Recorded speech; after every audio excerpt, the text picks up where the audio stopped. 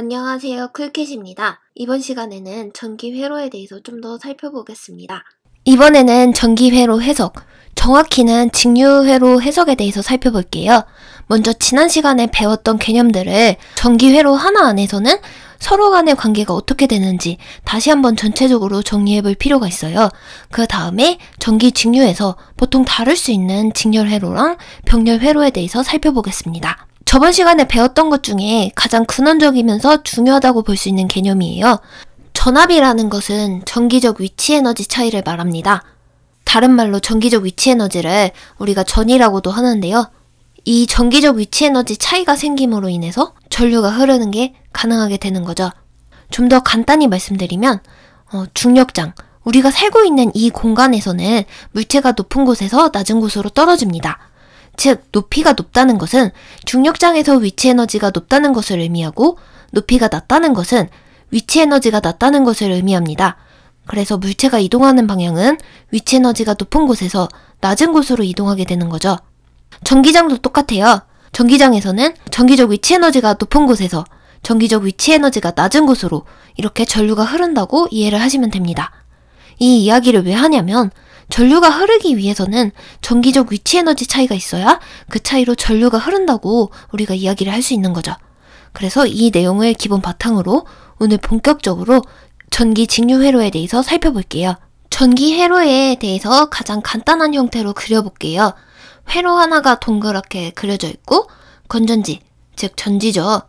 전지 역할을 하는 V라는 녀석도 하나 있고, 저항 역할을 하는 R이라는 녀석도 하나 있습니다. 이 단순한 두 개의 사이를 도선으로 연결해 보았고, 그 사이를 전류 I라는 녀석이 흐르고 있는 상황이에요. 아까 전류가 흐르기 위해서는 전기적 위치 에너지 차이가 있어야 된다고 말씀드렸어요. 즉, 전압이라는 게 있어야 되는데, 맨 처음에 전위 차이를 생성시키는 녀석이 건전지, 보통 전지라고 부르는 녀석이에요. 음극적 전기적 위치 에너지가 0V라고 가정을 한번 해볼게요. 1.5V 건전지는 0에서 1.5V만큼 전기적 위치 에너지를 높여주는 거죠. 0V와 1.5V 사이에 1.5V만큼 이렇게 차이가 벌어졌는데, 이 차이가 생기기 시작하면서 이 차이를 따라서 1.5V에서 0V 방향으로 도선에 따라 전류가 흐르기 시작합니다. 다시 말하면 전기적 위치 에너지 차이가 생김으로 인해 전류가 흐를 수 있게 되는 거죠. 그러면 이 전지의 역할은 전압을 형성한다, 이렇게 볼 수가 있는데, 우리가 기전력이라고도 이야기를 해요. 전압을 형성시켜서 전류를 흐르게끔 만들어주는 그 힘을 바로 기전력이라고 합니다.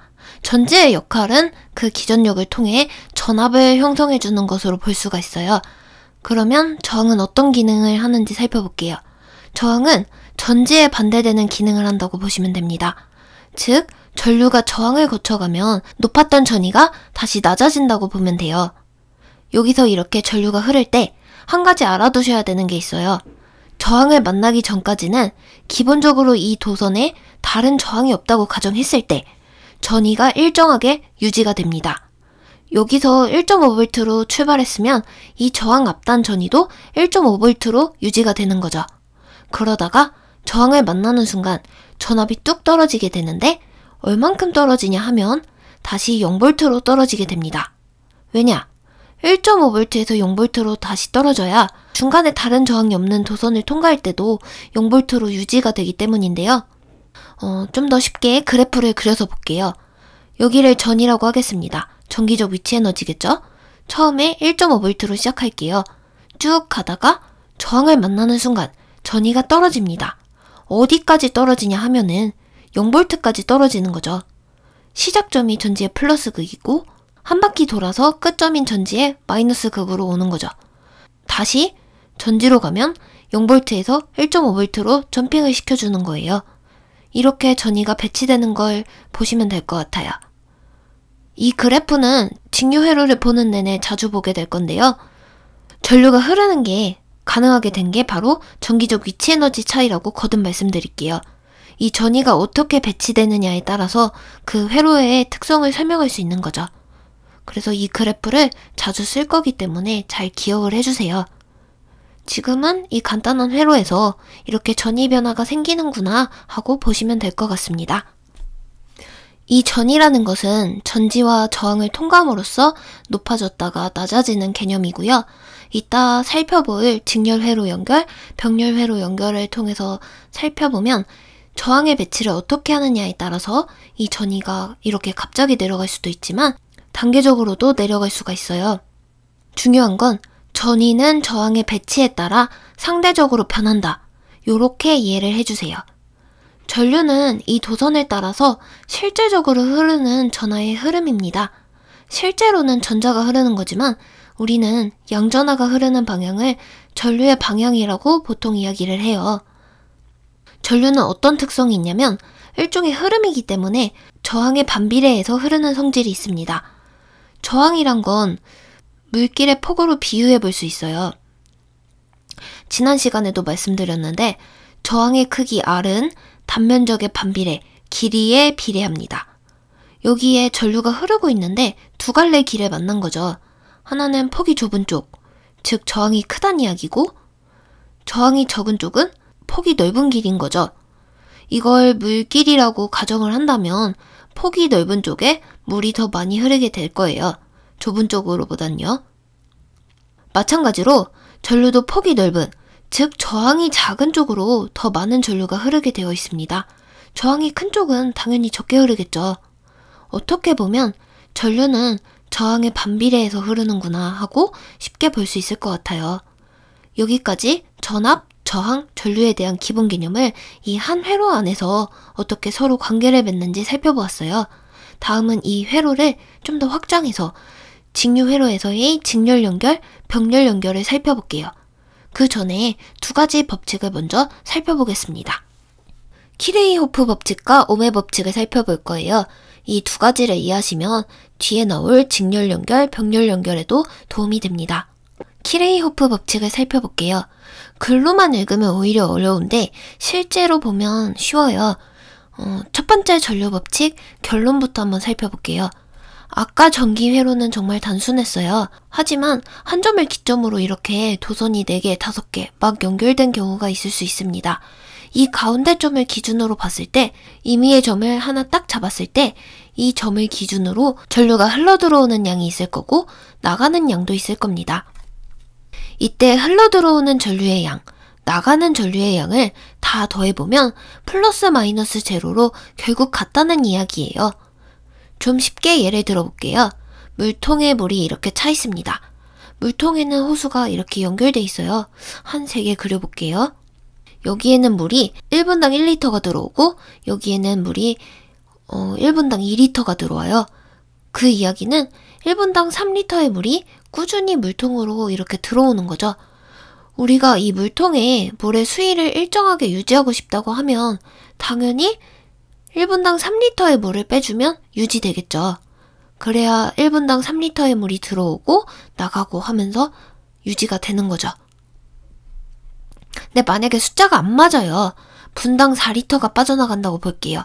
여기는 분당 3리터가 들어오는데 분당 4리터씩 빠지게 된다면 1리터씩 점점 줄어들게 되는 거죠. 그럼 물이 다 빠져나가게 될 거고 물이 계속 들어온다 해도 빠지는 양이 더 많으니까 유지를 할 수 없는 거죠. 우리는 시간이 지나도 변하지 않는 직류회로를 살펴보고 있어요. 직류회로라고 가정했을 때는 이 전류의 양이 항상 일정하게 유지돼야 합니다. 어떤 점을 기준으로 잡던 간에 이 수조처럼 들어가고 나가는 전류의 양이 항상 일정한 거죠. 이 내용이 바로 키레이호프 제1법칙으로 볼 수 있습니다. 다음은 전압법칙이에요. 전기회로를 이렇게 그려볼게요. 미리 말씀드리면 저항을 직렬로 연결한 개념으로 볼 수 있어요. 그리고 여기 폐회로라는 것이 있는데 한번 살펴볼게요. 회로는 크게 개회로, 폐회로 이렇게 있어요. 길이 있긴 있는데 시작과 끝이 이렇게 분리가 되어 있고 시작과 끝이 연결되어 있지 않은 이렇게 시작과 끝이 정해진 이 회로를 우리가 개회로라고 부릅니다. 열려있는 회로고요. 중간 어딘가가 뻥 뚫려있는 회로예요. 우리가 보는 회로는 일단 폐회로라고 생각하고 볼게요. 폐회로는 이렇게 한 바퀴 도는데 뚫려있는 곳이 없습니다. 안과 밖이 철저하게 구분되어 있어요. 이 도선을 따라서 말이죠. 물론 전지의 시작과 끝을 정해줄 수는 있지만 어쨌든 시작과 끝이 연결되어 있어요. 즉 밖과 안이 구분되어 있어서 이렇게 닫혀있는 회로를 우리가 폐회로라고 합니다. 우린 폐회로라고 가정을 하고 살펴볼게요. 전지는 전위가 낮은 곳에서 높은 곳으로 올라갑니다. 저항을 만나게 되면 전위가 높은 곳에서 낮은 곳으로 내려가죠. 단계적으로 쭉쭉쭉. 올라간 전위의 양, 즉 전압이 있을 거고 내려간 전압의 양이 있을 겁니다. 올라간 전압의 양과 내려간 전압의 양을 한 바퀴 쭉 돌면서 계산해 볼게요. 올라간 걸 거꾸로 마이너스라고 보고 내려간 걸 플러스라고 이렇게 보면, 이렇게 플러스 마이너스 합해보면 전체에 올라가고 내려간 양의 합은 제로가 될 겁니다. 좀 쉽게 등산하는 걸 예로 들어볼게요. 산의 모양이 대강 이런 모양이에요. 그리고 다시 출발점으로 돌아오는 길이 있습니다. 출발점의 높이는 이렇게 0m고 산 정상은 100m예요. 중간중간에 70, 40, 10m 이렇게 지점이 있어요. 우리가 0m에서 100m까지 힘들게 올라갔습니다. 그리고 내려올 때는 천천히 70, 40, 10m 이렇게 쉬면서 내려왔어요. 그리고 다시 처음 지점 6m까지 되돌아갑니다. 이렇게 출발점에서 정상까지 올라간 양과 내려온 양을 비교해보면 올라갈 때는 쭉 올라가서 100이에요. 근데 내려올 때는 100에서 70까지 떨어져서 마이너스 30, 70에서 40까지 마이너스 30, 40에서 10까지 마이너스 30.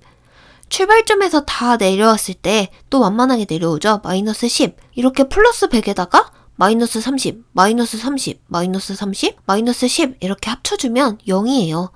당연히 출발점으로 돌아왔는데 높이는 0m로 유지돼야죠. 출발점으로 왔더니 높이가 10m다 하면은 덜 돌아온 거죠. 출발점으로 완전히 되돌아온 게 아니에요. 전위도 똑같아요. 전기적 위치 에너지 흐름에 따라 서서히 바뀌어가는 건데 닫혀있는 회로고, 일단 전위가 일정하게 유지되는 선에서는 출발할 때 전위와 한 바퀴 돌아왔을 때 전위가 당연히 같아야 하는 거죠.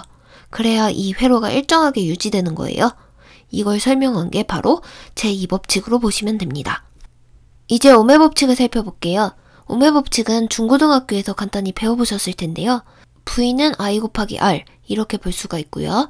어떤 두 지점에서 전기적 위치 에너지 차이를 나타내는 V는 이 두 지점 사이를 흐르는 전류 I 그리고 이 사이에 있는 저항값 R을 곱한 것과 같습니다.